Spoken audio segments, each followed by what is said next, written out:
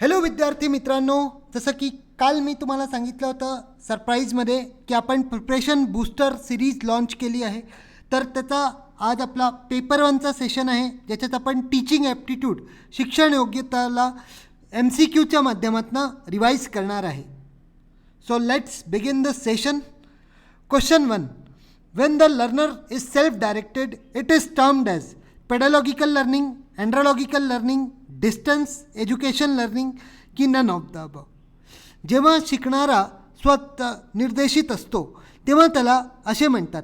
अध्यापन शास्त्रीय शिक्षण, नंतर अँड्रोलॉजिकल शिक्षण, नंतर दूरस्थ शिक्षण आणि वरीलपैकी काहीही नाही. तर सेल्फ डायरेक्टेड लर्नर जे आहे, जेव्हा लर्नर जो आहे, स्टुडंट जो आहे तो सेल्फ डायरेक्टेड असतो, त्याला तेव्हा काय म्हणतात, that is called अँड्रोलॉजिकल learning. Pedagogical काय असतं सर म्हणाल, तर पेडालॉजिकल असतं जेव्हा स्टुडंटला सगळं काही ABCD पूर्ण सांगितलं जातं. वेन द होल नॉलेज, जे पूर्ण ज्ञान आहे ते टीचरकडनं स्टुडंटला देण्यात येतं, that is called pedagogical learning. ठीक आहे सर. जर सेल्फ डायरेक्टेड येईल तर अँड्रोलॉजिकल होईल. असंच जर सेल्फ डिटरमाइंड आलं तर ह्युटालॉजिकल येईल.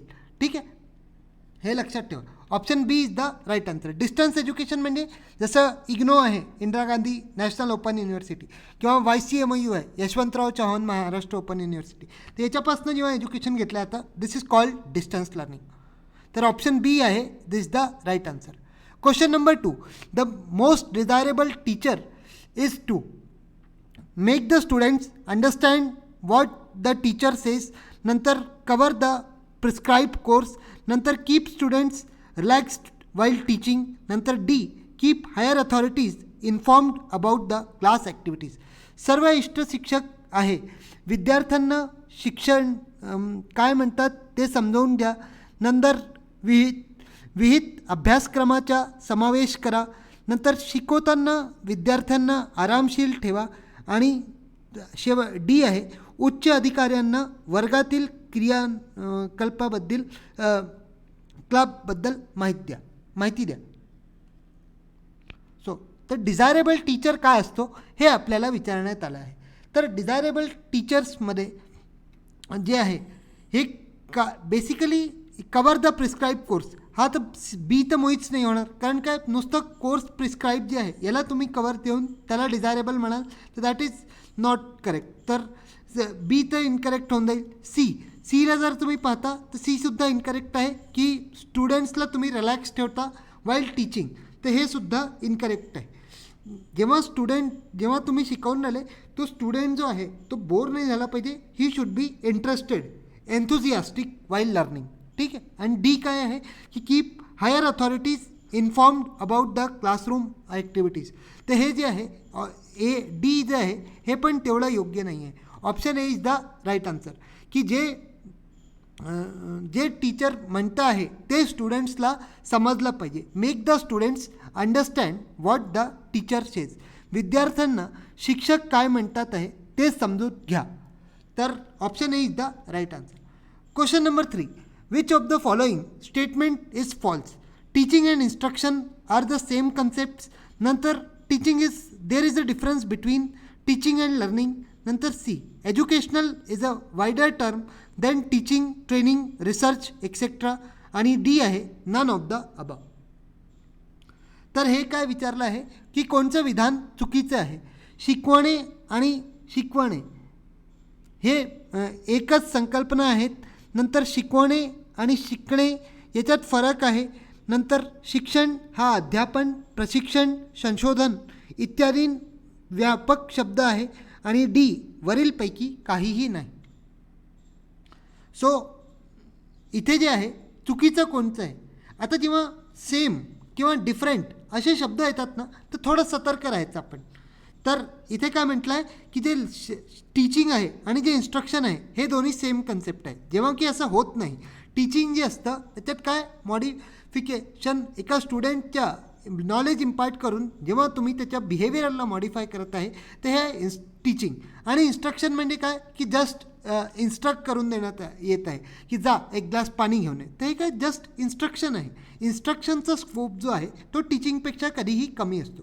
मग बी म्हणाल सर बी का नाही, तर आपल्याला इनकरेक्ट विचारलं ना, तर टीचिंग आणि लर्निंगमध्ये तर फरक असतोच. आणि सी एज्युकेशन शिक्षण जे आहे हे काय वाईड स्कोप आहे. टीचिंग ट्रेनिंग आणि रिसर्चच्या कंपॅरिझनमध्ये एज्युकेशनचा वाईड स्कोप आहे. Option A is the right answer.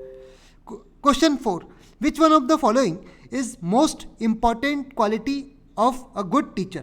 Punctuality and sincerity, content mastery and reactive, आणि content mastery आणि sociable. तर खालीलपैकी कोणता गुण चांगल्या शिक्षकांसाठी सर्वात महत्त्वाचा आहे? व्यक्तिशीरपणा आणि प्रामाणिकपणा, नंतर सामग्री प्रभुत्व आणि प्रतिक्रियाशील, आणि डी आहे सामग्री प्रभुत्व आणि मिलनसार. सो याच्यात आपल्याला काय म्हटलं आहे की इम्पॉर्टंट क्वालिटी काय आहे, मोस्ट इम्पॉर्टंट क्वालिटी. इथे मोस्ट शब्द दिला आहे ना, तर थोडा सतर्क राहायचं. तर पंच्युअलिटी अँड सिन्सिअरिटी महत्त्वाचं तर हे आहे, पण सर्वात महत्त्वाचं हे नाही. कंटेंट मास्टरी हे सुद्धा महत्त्वाचं आहे, पण इथे 3 जागी जर एकच गोष्ट म्हणत आहे तर थोडंसं सावध राहून उत्तर टिक करायचं. कंटेंट मास्टरी अँड सोसायबल हे तर नाही होणार. ऑप्शन डी जे आहे तेवढं योग्य नाही. पण जर तुम्ही सी पाहता तर कंटेंट मास्टरी आणि रिॲक्टिव्ह, जर मराठीमध्ये तुम्ही पाहता तर सामग्री प्रभुत्व आणि प्रतिक्रियाशील, म्हणजे नुसतं कंटेंट मास्टरी असून चालणार नाही ना. जर विद्यार्थी काही शिक्षकाला विचारतो आहे तर त्याला ते उत्तर जे आहे हेही देता आलं पाहिजे, म्हणजे तो रिॲक्टिव्ह असला पाहिजे. असं नाही की मान लटकवून उभा आहे जेव्हा विद्यार्थी विचारून आहे, असं नाही झालं पाहिजे. Option C is the right answer. Content mastery is and the reactive. तर विद्यार्थी मित्रांनो, आपल्या पेपर 1ची फ्रेश बॅच जी आहे ही 15 डिसेंबरला सुरू होते आहे. हे जर कोर्स तुम्ही घेता तर तुम्हाला लाईव्ह लेक्चर्स, व्हिडिओ लेक्चर्स सर्व युनिट्सवर भेटतील. 40पेक्षा जास्ती मॉक टेस्ट आपल्याला भेटतील. लास्ट 10 इयर्सचे PYQचे कंप्लीट नोट्स भेटतील. आणि जो सिलेबसचा कंटेंट आहे तो इंग्लिश आणि मराठी दोन्ही भाषांवर उपलब्ध आहे. तर तुम्ही सध्या 20%चा ऑफ सुरू आहे, ज्याला तुम्ही जॉईन करू शकता. तर बॅचची फीस आहे 2000 आणि व्हॅलिडिटी आहे 1 वर्ष. तर इथून हा जर कोर्स तुम्ही घेता तर तुम्हाला पेपर 1मध्ये चांगल्यात चांगला स्कोअर करण्याची खात्री आम्ही देतो. तर बॅच जॉईन करायला तुम्हाला ग्लोबल ऑनलाईन ॲपला डाउनलोड करून घ्यायचं आहे आणि खाली दिलेल्या 2 नंबर्सला व्हॉट्सअपच्या माध्यमातून संपर्क करायचा आहे. जर आपण ॲपनी जॉईन करत आहे तर स्टोअर सेक्शनमध्ये जाऊन आपल्याला खाली दिलेल्या नंबरला संपर्क करायचा.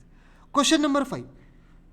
Which one of the following is appropriate in respect of teacher-student relationship?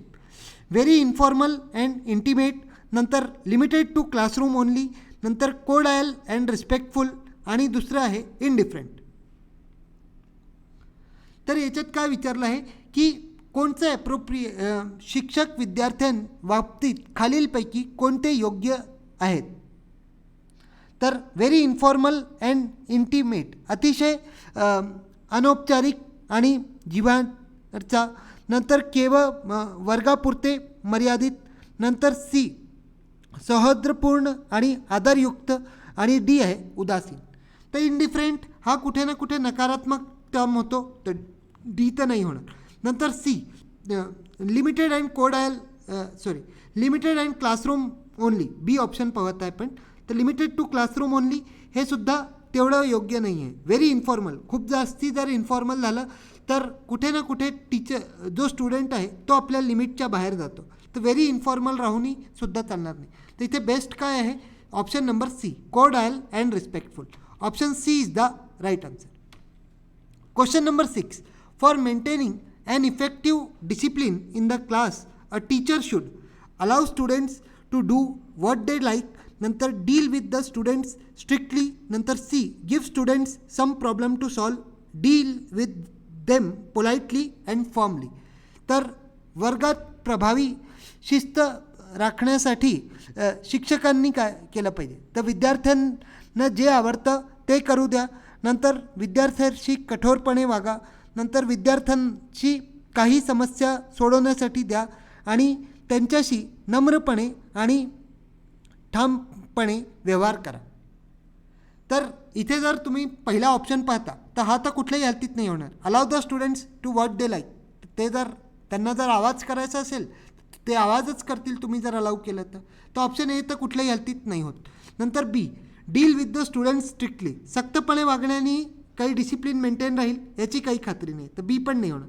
C, gives the student some problem to solve, जर काही समस्या त्यांना सोडवायला दिल्या तर तरी ते चूप राहतील, डिसिप्लिन अनुशासन राहील वर्गात, तर असंही शक्य नाही. तर याच्यासाठी तुम्हाला काय, deal with them politely and formally, म्हणजे त्यांच्यासोबत विद्यार्थ्यांसोबत नम्रपणे प्रेमाने त्यांना समजावून द्याल तर ते कुठे ना कुठे वर्गात जे आहे डिसिप्लिन मेंटेन करतील. Option D is the right answer. Question number 7.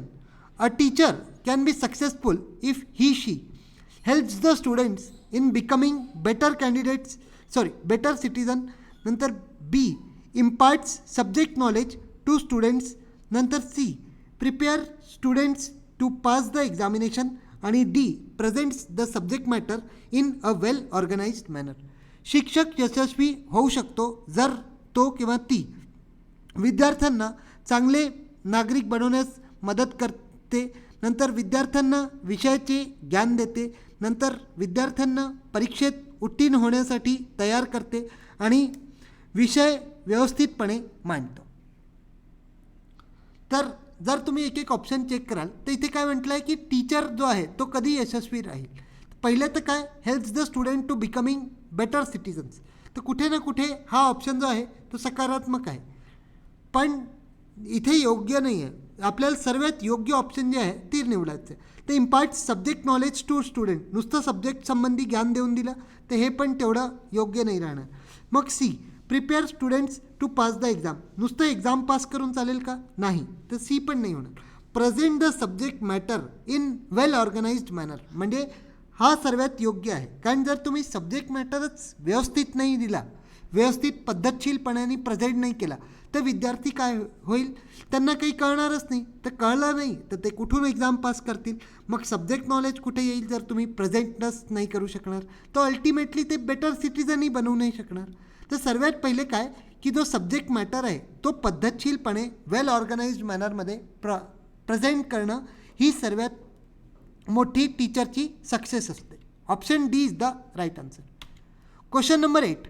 The best method of teaching is to impart information, ask students to read books, नंतर suggest good reference material आणि initiate a discussion and participate in it.